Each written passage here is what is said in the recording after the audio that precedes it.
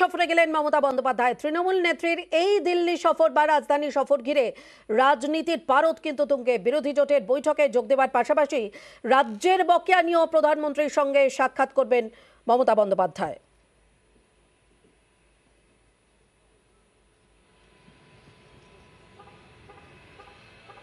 আপনাদের জানিয়ে রাখি, 100 দিনের টাকা ইতিমধ্যেই আটকে রেখেছে কেন্দ্র। এই নিয়ে বারংবার আমরা দেখেছি মমতা বন্দ্যোপাধ্যায় তিনি সুর চড়িয়েছেন এবং এ রাজ্য বঞ্চনার শিকার। কেন্দ্রীয় বঞ্চনায় আজও তোপ দাগলেন মমতা বন্দ্যোপাধ্যায়। দিল্লি যাওয়ার আগে কি বললেন তিনি শোনাবো। বাংলায় 100 দিনের কাজ, তার টাকা আটকে রেখেছে এবং গতবার কোনো টাকা দেয়নি। একমাত্র স্টেট বাংলাকে বঞ্চিত করেছে। আমাদের যে বাংলার বাড়ি প্রোগ্রাম, তার সব টাকা বন্ধ করে দিয়েছে। সেন্ট্রাল গভর্নমেন্টের সব টাকাটা একার নয়, যে টাকাটা এখান থেকে তুলে নিয়ে যাওয়া হয় তাতে আমাদের যে শেয়ারটা আছে সেই শেয়ারটা আমরা দিই, ওদের শেয়ারটা ওরা দেয়। সেক্ষেত্রেও স্বাস্থ্য দপ্তরের টাকাও বন্ধ করে দিয়েছে। 20 তারিখে বেলা 11টায় প্রাইম মিনিস্টার অ্যাপয়েন্টমেন্ট দিয়েছে। ফিউ এমপিসদের নিয়ে যাবো বলেছিলাম, নামটা পাঠাবো। শুধুমাত্র যে 100 দিনের টাকা বন্ধ রয়েছে তাই নয়, স্বাস্থ্য দফতরের টাকাও বন্ধ করে দিয়েছে।